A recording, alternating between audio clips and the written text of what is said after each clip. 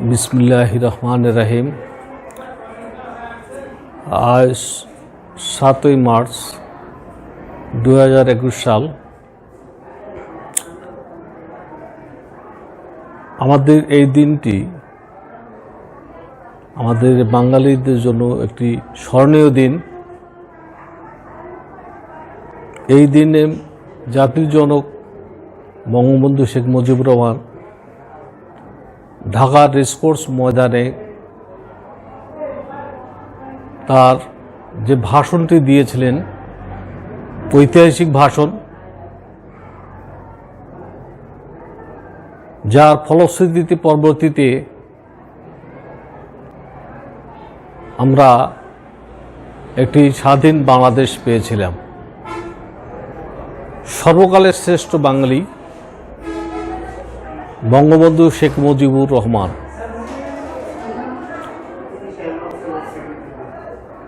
যার জন্ম না হলে এই বাংলাদেশে জন্ম হতে বলে মনে হয় না।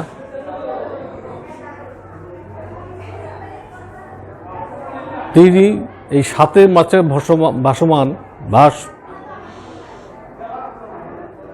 এই ভাষণ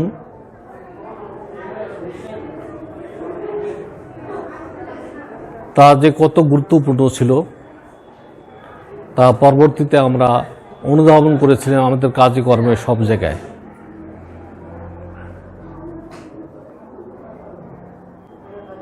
সাতই মার্চের ভাষণের ঐতিহ্য সাধারণত কী ছিল?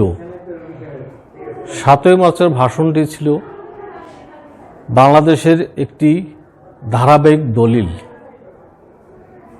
আমরা তৎকালীন 1971 সালের 7 মার্চের আগে পর্যন্ত এই বাঙালি বা তৎকালীন পূর্ব পাকিস্তানের এই যারা আমরা এই দেশে ছিলাম, বর্তমানে বাংলাদেশে, তারা কি অবস্থায় আমরা ছিলাম সেটি তারই একটি দলিল ওই ভাষণে ছিল। অর্থাৎ পশ্চিমা শাসক গোষ্ঠী, পশ্চিম পাকিস্তানের যারা শাসন করছিল আমাদের সেই দিন, তারা শুধু শাসনই করেনি, আমাদেরকে শোষণও করেছিল। সেই শোষণের চিত্র তিনি তার ভাষণে তুলে ধরেছিলেন এবং দিয়েছিলেন আগামী দিনের এই দেশে কিভাবে চলবে তার একটি দিক নির্দেশনা। তার এই দিক নির্দেশনা মূলক ভাষণেই তার অনেক কথা ফুটে উঠেছিল সেদিন। অর্থাৎ আমরা কিভাবে নির্যাতিত হচ্ছিলাম, অর্থনৈতিক এবং সামাজিকভাবে আমরা কিভাবে নিষ্পেষিত হচ্ছিলাম, তার ভাষণে সেটি তিনি তুলে ধরেছিলেন।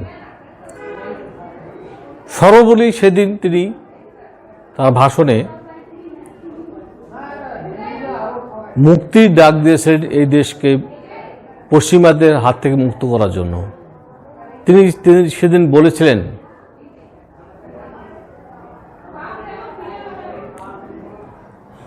এই ভাষণই হচ্ছে আমাদের,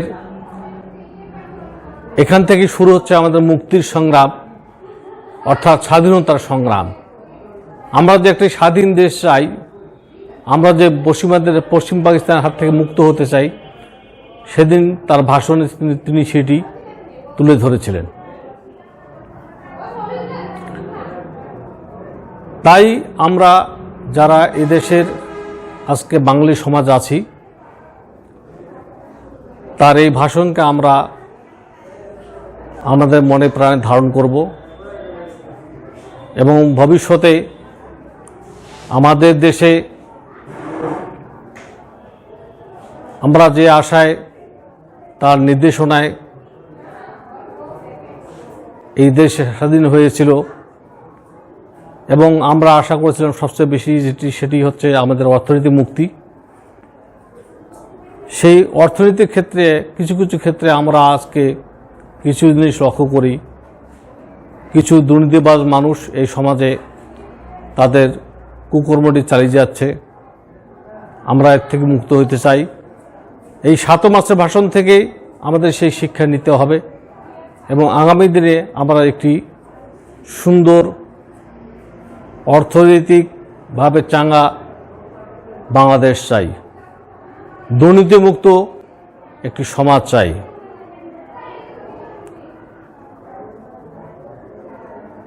7 মার্চের ভাষণে এই 7 মার্চে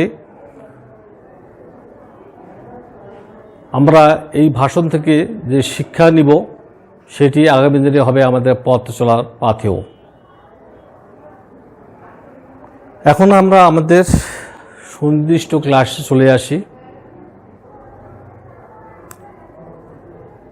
আজকে আমি তোমাদেরকে ব্যবসায়িক শিক্ষা শাখার ফিন্যান্স ব্যাংকিং ও বিমা দ্বিতীয় পত্র অর্থাৎ ব্যাংকিং ও বিমায়ের দ্বিতীয় পত্র চ্যাপ্টার 6 6 নম্বর চ্যাপ্টার এর অঙ্গীকার পত্রের বৈশিষ্ট্য নিয়ে আলোচনা করব। তোমাদেরকে স্বাগত জানাচ্ছি। আমি সুলতান মাহমুদ, সহকারী অধ্যাপক, মোহাম্মদপুর আইডিয়াল কলেজ, দিনাজপুর। এখন আমরা পাঠ শিরোনামে চলে যাই। অঙ্গীকার পত্রের বৈশিষ্ট্য। আমার পূর্বের ক্লাসে আমি আলোচনা করেছিলাম যে আমাদের অর্থনৈতিক লেনদেনের ক্ষেত্রে 3টি দলিল, যাদেরকে আমরা অন্য নামে ডাকি হস্তান্তরযোগ্য ঋণের দলিল, সেই হস্তান্তরযোগ্য ঋণের দলিলের মধ্যে 1 নম্বরে রয়েছে চেক, 2 নম্বরে বিনিময় বিল এবং 3 নম্বরে অঙ্গীকারপত্র। অঙ্গীকারপত্র বলতে আমরা কি বুঝি? অঙ্গীকারপত্র বলতে মূলত একটি ঋণের দলিল, অর্থাৎ বাকিতে লেনদেন করা দলিল। অভ্যন্তরীণ বাণিজ্যের ক্ষেত্রে এই ঋণের দলিল অঙ্গীকারপত্র অত্যন্ত গুরুত্বপূর্ণ। অর্থাৎ বাকিতে ব্যবসায় করতে গেলে একজন দেনাদার তার পাওনাদারকে অর্থ পরিশোধের জন্য যে দলিলটি, লিখিত দলিলটি দিয়ে থাকেন, সেটি হচ্ছে মূলত অঙ্গীকারপত্র। অর্থাৎ একটি নির্দিষ্ট দিনে বা চাহিদা মাত্র এর বাহককে বা প্রাপককে বা পাওনাদারকে অর্থ পরিশোধ করার জন্য যে দলিল প্রদান করা হয়ে থাকে সেটি মূলত হচ্ছে অঙ্গীকারপত্র। আমাদের দেশের অভ্যন্তরীণ বাণিজ্যের ক্ষেত্রে এটি অত্যন্ত গুরুত্বপূর্ণ। এখন আমরা আসব এই অঙ্গীকারপত্রের বৈশিষ্ট্যগুলি কি কি হতে হবে। অঙ্গীকারপত্র করতে গেলে আমরা কি বৈশিষ্ট্য সেখানে উল্লেখ করব। 1 নম্বরে লিখিত, অর্থাৎ একটি অঙ্গীকারপত্র অবশ্যই লিখিত হতে হবে। অলিখিত কোনো চুক্তিকে আমরা চুক্তি মনে করি না, কারণ ভবিষ্যতে আইনগত কোনো ব্যবস্থা নেওয়ার সুযোগ থাকে না সেখানে। অবশ্যই এই লিখিত হওয়া লাগবে একটি। 2 নম্বরে আসে স্বাক্ষরিত। এখানে যিনি অঙ্গীকার দাতা অর্থাৎ দেনাদার, তিনি অবশ্যই এই অঙ্গীকারপত্রে স্বাক্ষর করবেন, নাহলে এটি দলিলে পরিণত হবে না। 3 নম্বরে আসি অঙ্গীকার।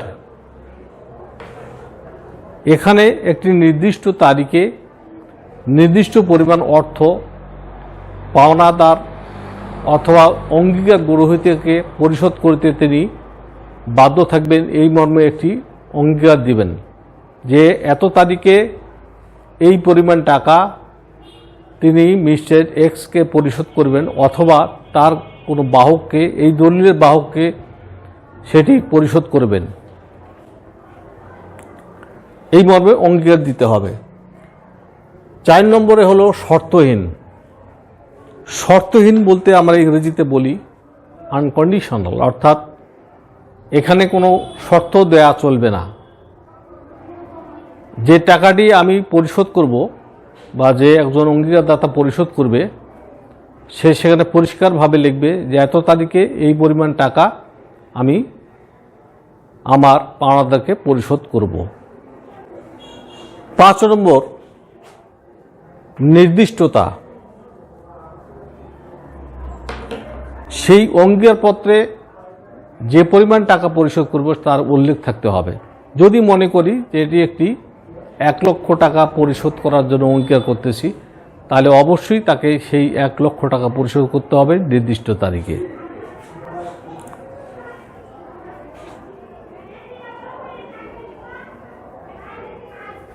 ছয় নম্বর, নির্দিষ্ট ব্যক্তি।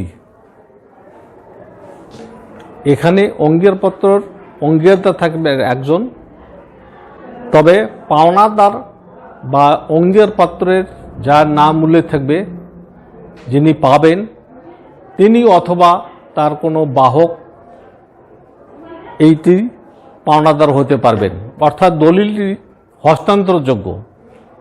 এটি যার হাতে থাকবে তিনি টাকাটি পেয়ে যাবেন। 7 নম্বর, স্ট্যাম্প। এই দলিলে লিখিত হওয়ার পরে সেখানে একটি নির্দিষ্ট পরিমাণ টাকার স্ট্যাম্প সংযোজন করতে হবে বা লাগাই দিতে হবে, আঠালো আঠা দিয়ে স্ট্যাম্প লাগাই দিতে হবে, নাহলে এটি অঙ্গীকারপত্রে পরিণত হবে না। 8 নম্বর, পক্ষসমূহ। অঙ্গীকারপত্রে সাধারণত 2টি পক্ষ থাকে, একটি হচ্ছে অঙ্গীকারদাতা এবং অন্যটি হচ্ছে অঙ্গীকার গ্রহীতা। যিনি দেনাদার হয়ে থাকেন তিনি অঙ্গীকারদাতা এবং বন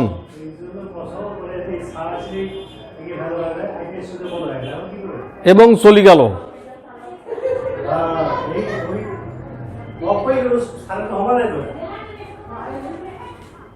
কথা হবে কিন্তু হবে না, ছবি হবে না।